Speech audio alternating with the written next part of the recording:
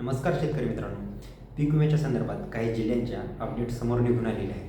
तर ह्याच अपडेट्स आपण एक एक करून सर्व तुमच्या प्रश्नांची उत्तरे या व्हिडिओच्या मार्फत जाणून घेण्याचा प्रयत्न करणार आहोत. तर कृपया व्हिडिओला काळजीपूर्वक बघा. त्याचबरोबर काही शेतकरी म्हणत होते की मूग व उडीद ह्या पिकांच्या तारखा आलेल्या आहेत का? हो, त्या देखील तारखा आलेल्या आहेत. त्याच्या संदर्भात देखील अपडेट आहे. व रब्बी व खरीप हे दोन्ही पीक विमा कधीपर्यंत मिळणार आहेत, त्याचबरोबर 2024चा पेंडिंग पीक विमा आणि 2025चा पेंडिंग पीक विमा हे दोन्ही पीक विमे कधी मिळू शकतात. काही जिल्ह्यांना मिळालेले आहेत, काही जिल्ह्यांची अद्यापही पेंडिंग आहेत, त्या जिल्ह्यांना अद्यापही रक्कम मिळालेली नाही आहे. तर हे दोन्हीचे अपडेट आपण या व्हिडिओच्या मार्फत जाणून घेण्याचा प्रयत्न करणार आहोत. तर त्यासाठी व्हिडिओला काळजीपूर्वक बघा व शेवटपर्यंत नक्की बघा. त्याचबरोबर ह्या जिल्ह्यानंतर व्यतिरिक्त जर तुमच्या दुसऱ्या जिल्ह्याची कुठे तुम्हाला माहिती पाहिजे असल्यास तुम्ही कमेंट देखील करू शकता. तर चला वेळ वाया न घालवता आपण व्हिडिओला सुरुवात करूया. तर माझं नाव आहे सम्राट आणि स्वागत आहे तुमचं शेतकरी सम्राट यूट्यूब चॅनलमध्ये. चॅनलला तुम्ही अद्यापही लाईक, सबस्क्राईब व शेअर केलं नसेल तेही करून घ्या. व माझ्या डाव्या साईडला जे काही बेल आयकनचं बटन दिसते त्याला देखील दाबा, म्हणजे तुम्हाला पीक विमा व इतर शेती संबंधित ज्या काही नवीन अपडेट येतात त्या सर्वात लवकर आपल्या चॅनलवर पाहायला मिळतील. तर चला वेळ वाया न घालवता आपण व्हिडिओला सुरुवात करूया. तर बघा शेतकरी मित्रांनो, रब्बी व खरीप ह्या दोन्ही पीक विम्याचे आता एक एक अपडेट आपण जाणून घेऊया.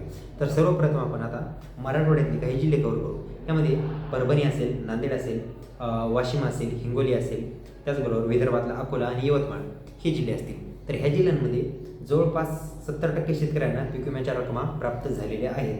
त्याचबरोबर बरेचसे बुलढाणा जिल्ह्याचे आपले शेतकरी आहेत, ते बुलढाणा जिल्ह्याच्या शेतकऱ्यांसंदर्भात काय अपडेट आहे ते देखील आपण व्हिडिओच्या मार्फत जाणून घेऊ.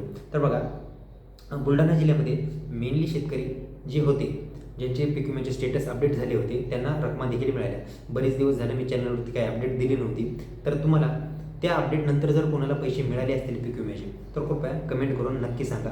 तुमच्या बाकी शेतकरी बांधवांना देखील थोडी मदत होऊन जाईल. तर बघा, बुलढाण्याची ती सांगितली 70%च्या आसपास सगळ्या शेतकऱ्यांना रक्कम भेटलेली आहे. उर्वरित त्यांना लवकरच रक्कम भेटून जाईल. म्हणजे 2024च्या रकमेची गोष्ट करतोय मी.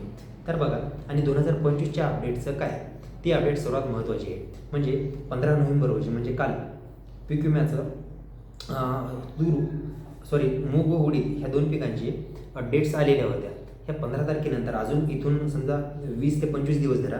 त्या 25 दिवसादरम्यान जर नुकसानीचं हे क्षेत्र 110%च्या जर वर असेल तर अजून देखील वेळ लागू शकतो. 100%, 110%च्या वर जर असेल वेळ लागू शकतो. डिसेंबर एंडिंगला देखील जाऊ शकतं. त्याचबरोबर काही शेतकऱ्यांना 25चा पीक विमा, 25चा जो पीक विमा आहे त्याचं कॅल्क्युलेशन होऊन अवेटेड होऊन त्या पीक विम्याला यायला बरीचशी अजून वेळ आहे. ते जानेवारी एंडिंग किंवा फेब्रुवारीच्या सुरुवातीला ह्या 2025चे पैसे येण्याची शक्यता आहे, अशी शक्यता वर्तवण्यात आलेली आहे. याच्याबाबत अधिकृत प्रूफ देखील आलेले आहेत. ते पुढच्या व्हिडिओमध्ये तुम्हाला त्या दोन जिल्ह्यांच्या ज्या काही तारखा आलेल्या आहेत दोन पिकांच्या, त्या तुम्हाला पुढच्या व्हिडिओमध्ये GRच्या माध्यमातून देखील मी GRचा एक फोटो अशा डाव्या साईडला लावून टाकेल, ते तुम्ही पाहू शकता. किंवा त्याची PDF देखील कमेंटमध्ये आपलं डिस्क्रिप्शनमध्ये देण्याचा प्रयत्न करेल. तर बघा, हे याच्या संदर्भात अपडेट होती. आता परभणी, नांदेड व बाकी हिंगोली हे 3 जिल्हे बघा. ह्या 3 जिल्ह्यांमध्ये मेनली झालं पाहायला गेलं तर परभणी जिल्ह्याच्या आसपासच्या जेवढे जे तालुके आहेत, पूर्णा असेल, पालम असेल, त्याचबरोबर परभणीच्या आसपास गंगाखेड असेल, मानवत असेल, ह्या तालुक्यांच्या शेतकऱ्यांना पीक विम्याचं वाटप 24चं चांगलं झालेलं आहे.